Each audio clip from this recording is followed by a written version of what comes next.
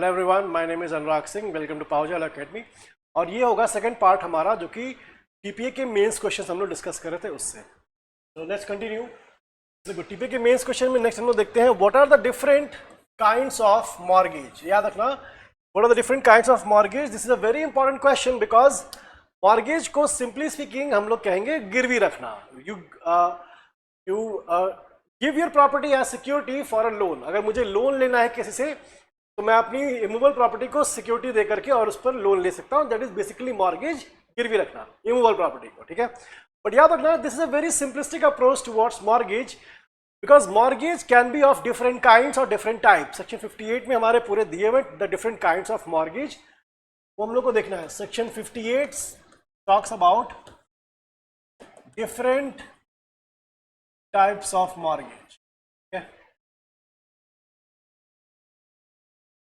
चलो देखते हैं what are the different types of mortgage. चलो, in the bare act we have section 58 और इसको ध्यान से पढ़ना बिकॉज 58 में हमें बताया जाएगा कि मॉर्गेज क्या होता है, मॉर्गेजर कौन है, मॉर्गेजी कौन है, मॉर्गेज मनी कौन है और मॉर्गेज डीड क्या होती है। देखो, इसमें काइंड जो दिए हैं, पहला क्या दिया हुआ, सिंपल मॉर्गेज, राइट। दूसरा दिया हुआ है mortgage by conditional sale. Then we have usufructuary mortgage.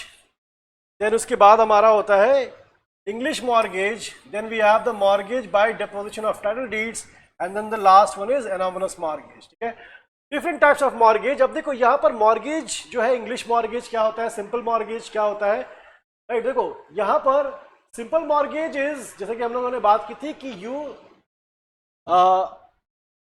you give your property as security and you personally bind yourself। याद रखना, सिंपल मॉर्गेज में आपने अपने को पर्सनली बाइंड किया है कि इन केस अगर मैं आपका टाइम पर आपका लोन वापस नहीं कर सकता then I will pay the money to you personally. ठीक है, वो पर्सनल लायबिलिटी होती है, that is simple mortgage. Then we have mortgage by conditional sale. इसमें आप क्या होता है, मॉर्गेजर जो है वो प्रॉपर्टी को ऐसा लगेगा कि वो उसने सेल कर दिया प्रॉपर्टी, बट वो सेल जो है अभी कंप्लीट नहीं हुई है। वहां पर आपको देखना पड़ेगा कि अगर एक पर्टिकुलर टाइम पीरियड के बाद जहां पर कि रीपेमेंट हो जानी चाहिए, अगर रीपेमेंट नहीं होती है तो वो सेल जो है वो एब्सोल्यूट हो जाती है। ठीक है, हाँ, अगर उसने रीपेमेंट कर ली तो वो सेल जो है वो रिवर्स कर सकते हैं हम लोग, वो सेल जो है नल एंड वॉइड हो जाएगी। तो that is mortgage by conditional cell. आपने प्रॉपर्टी को सेल कर दिया है बट अभी भी कंडीशन फुलफिल करना बाकी है। अगर आपने कंडीशन को फुलफिल कर दिया तो वो सेल जो है नल एंड वॉइड है। अगर आपने कंडीशन को फुलफिल नहीं किया देन वो सेल जो है एब्सोल्यूट हो जाती है, राइट। और ये कंडीशन क्या है, repayment of the mortgage money, जो भी आपने लोन लिया था उसको वापस करने का। ठीक है, that is mortgage by conditional sale. And then you have usufructuary mortgage. देखो, यूसुफ्रक्चरी मॉर्गेज में क्या होता है कि सपोज मेरी एक प्रॉपर्टी है जिसमें कि 3 लोग रेंट पे रहते हैं, टेनेंट है, एंड दे सपोज कलेक्टिवली वहां से रेंट आता है मुझे 40,000 का।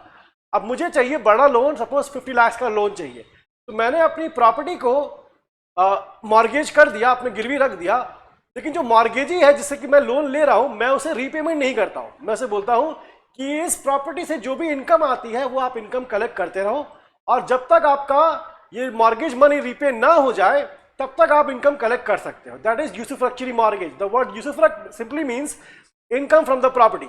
सो आप पोजीशन दे देते हो मॉर्गेजी को, who collects the income from the property, and जब वो कलेक्शन हो जाता है then the mortgage is deemed to, ऐसा हम लोग बोलेंगे कि वो रिडीम हो गई है। ठीक है, तो याद रखना यूसुफ्रक्चरी मॉर्गेज में रीपेमेंट कैसे होती है, by collection of income from the property और प्रोड्यूस फ्रॉम द प्रॉपर्टी। ठीक है, देन उसके बाद हमारा होता है इंग्लिश मॉर्गेज। इंग्लिश मॉर्गेज जो है उसमें एक सेल हो जाती है कंप्लीट, बट उस सेल में, उसके सेल के साथ मॉर्गेज जब हम लोग कर रहे हैं तो आपने प्रॉपर्टी को सेल करके पैसे ले लिए, बट उसमें एक कंडीशन होती है कि अगर मैं फ्यूचर पे ये प्रॉपर्टी को वापस परचेज करना चाहूँ तो आपको ये प्रॉपर्टी रिट्रांसफर करनी पड़ेगी मुझे। ठीक है, तो मान लो कि मैंने अपनी प्रॉपर्टी जो है किसी को सेल कर दी और उससे लोन ले लिया, ठीक है, वो पैसे ले लिए उसके।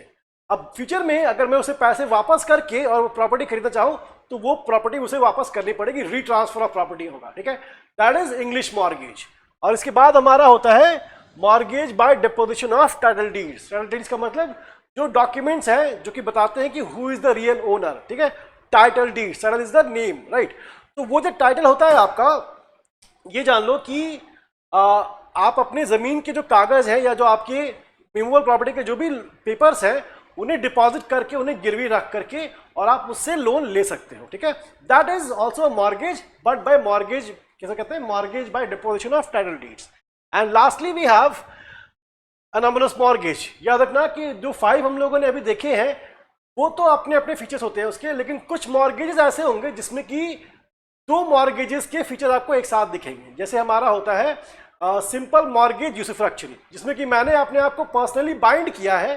सिंपल मॉर्गेज में पर्सनली बाइंड होता है मॉर्गेजर, लेकिन उसके साथ ही हम लोग को ये भी देखना होता है कि कहीं ऐसा तो नहीं है कि मैंने उसे अलाउ किया है कि आप income from the property collect करते रहो। तो वहां पर उस मॉर्गेज को रीपे करने के मैंने 2 मेथड निकाले हैं। एक, I will allow that person to collect the income from the property, and also I will pay the mortgage money in installment.